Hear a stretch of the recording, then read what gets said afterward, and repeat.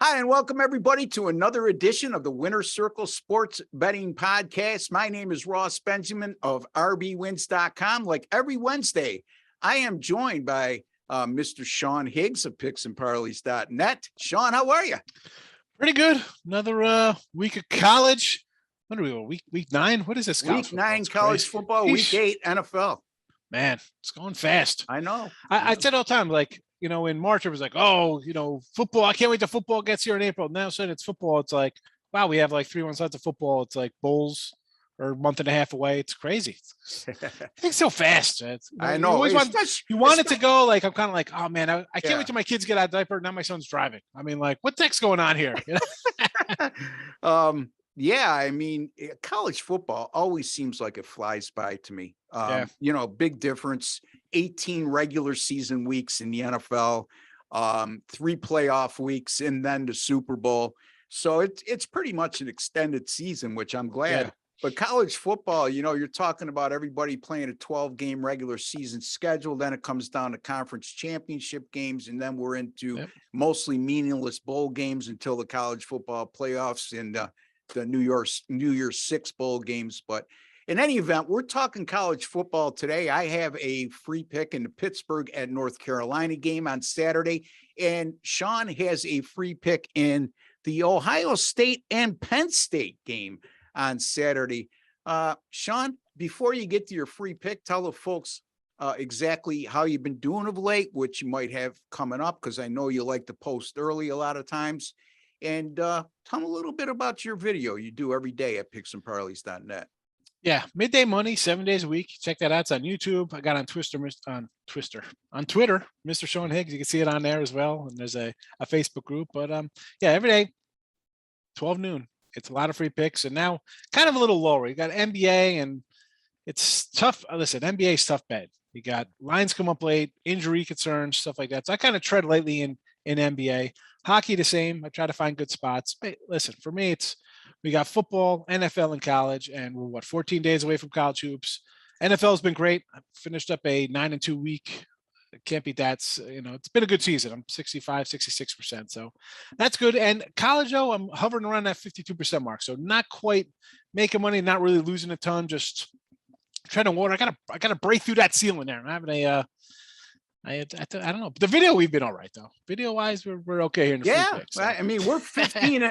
I mean, our site, all the guys on the show over the last 2 weeks, 15-5. Me and you, I believe, have been 4-0 combined the last 2 weeks on our segment. So things are going great with the free picks, which reminds me, folks, if you have not subscribed to our YouTube channel yet, please take a second to do so. Again, no hidden agenda. There's no tricks. There's no bait and switch. You're going to be privy to some of the best handicappers on the planet right here on this channel, including us too. And if anything, folks, more than just the free picks, listen to our breakdowns, listen to our discussions about sports betting. What we hope to do and what we hope to accomplish, besides giving you a free winner, is make you a smarter sports bettor today than you were yesterday after listening to us. So, Sean, go ahead. Get to your pick, Ohio State, Penn State. Yeah, so finally, Ohio State looks like they're starting to ramp it up a little bit. The team, I thought, our first video, I'm like, let's go. The 40-plus club at Ohio State. They limped against Notre Dame. But now, last week, they got, 54-10, 7 points on a fumble. Otherwise, it says a 54-3.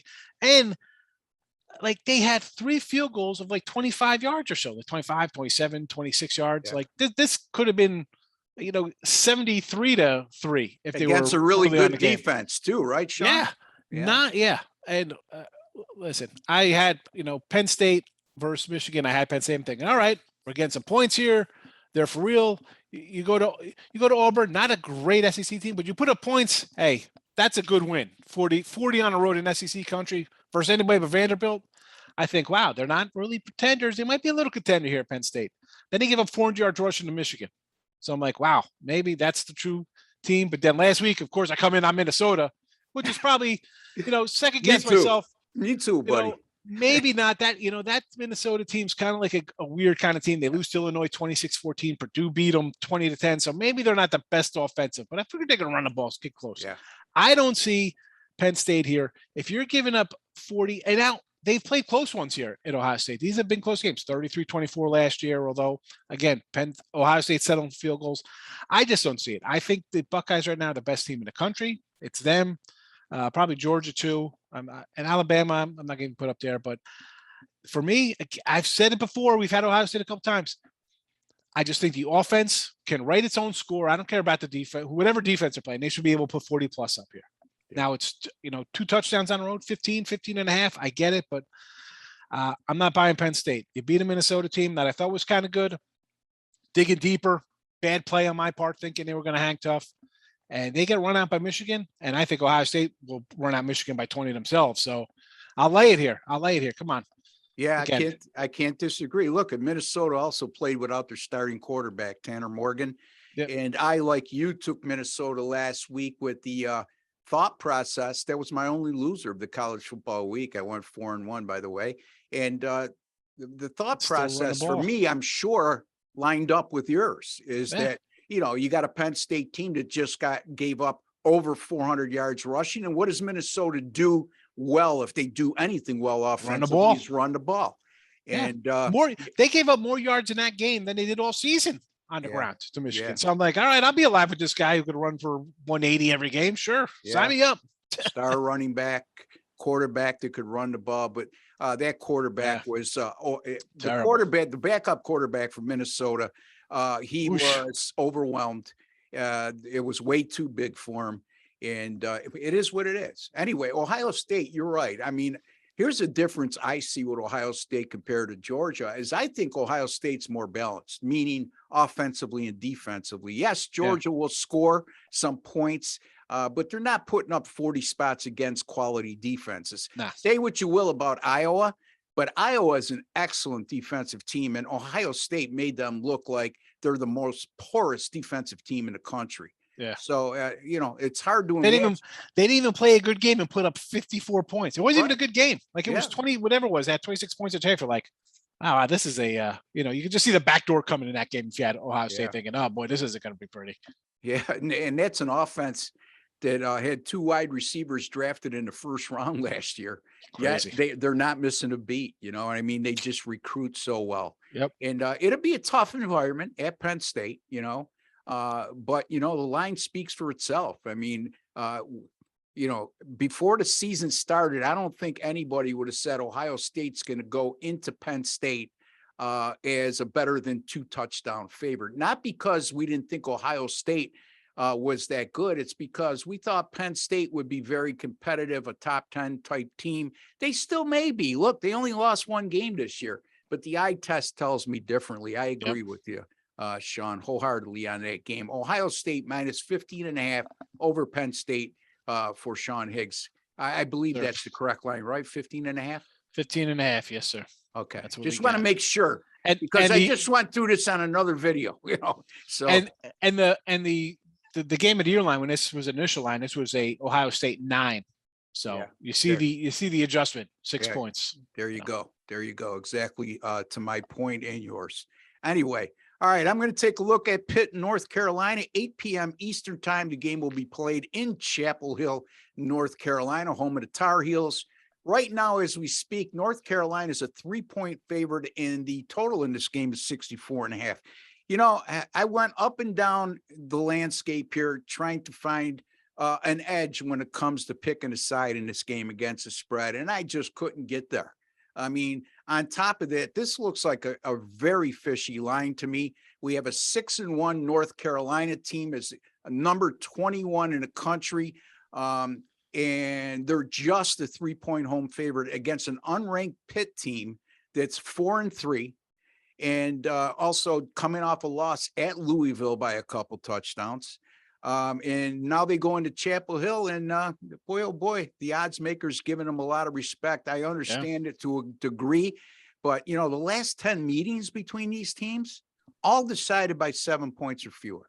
So these traditionally have played close games against one another. So What am I going to do? I'm going to turn my attention to the total, Sean.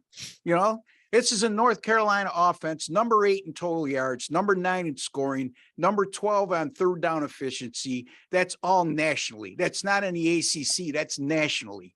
The common theme since Mac Brown returned to North Carolina for his second tenure as the North Carolina Tar Heels head coach is his teams have been dynamic, potent, and explosive offensively, but they can't stop anybody defensively. And this year is not much different because I just gave you those gaudy offensive statistics. They are nationally right there in the top 10 in just about every offensive category. Yet, despite their 6-1 record in those gaudy offensive numbers, this is a North Carolina team that still allows 32.4 points per game and 476 yards per contest.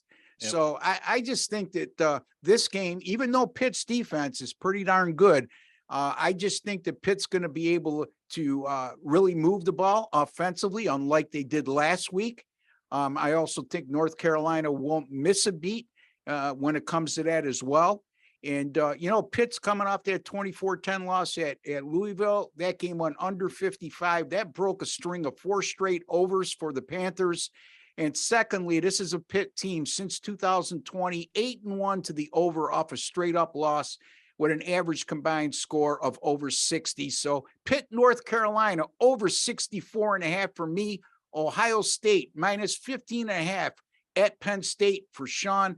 Sean, any thoughts? And close up by, again, telling the folks what you may have coming up and where they could find you. Yeah, I'm looking over the Pitt numbers here. Yeah, 24-10 last week. And I like the over here because usually when I look at a team having a bad game, 10 points, you're going to try to correct that. Like the defense was there, you couldn't get anything going. So refocused on offense, you got a bad defense, good combination for a high scoring game. Especially that, I mean, these guys gave up 35 to Duke last week, North Carolina. I mean, where's the defense? Yeah, I mean, they gave up 45 to Notre Dame, who's not exactly an offensive juggernaut this year. Yeah, they're against your Syracuse there. Yeah, I remember you had Syracuse early against Louisville in that first game. Yeah, and Syracuse rang it up. They ran up a lot of yards. Syracuse is number 13 in total defense, so you can't. But offensively.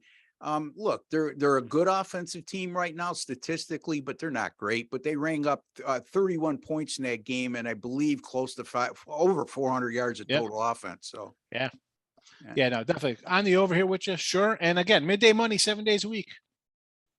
What else is there to say? Find me. Yep, and this guy is number 1 in the NFL at picksandparleys.net. If you go there and you click on leaderboards, you'll see him there. I'm also in the NFL, I think I'm number 8 or number 9. I'm 29-20 on the year, which is good for 59%, despite having a bad week last week. But the silver lining in the NFL for me last week, folks, is I hit my 10-star top play once again on the Tennessee Titans, minus 2.5 over Indianapolis. That makes me 8-0 with my NFL 10-star top plays.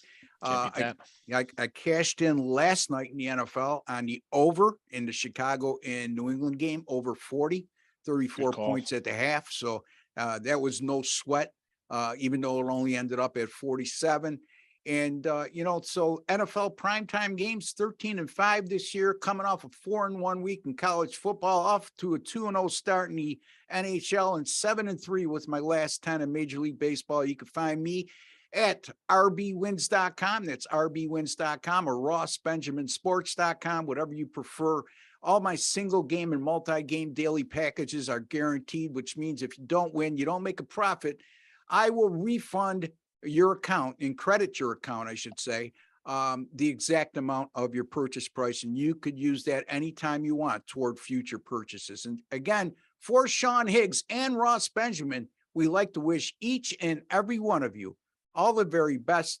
Good luck and God bless, folks.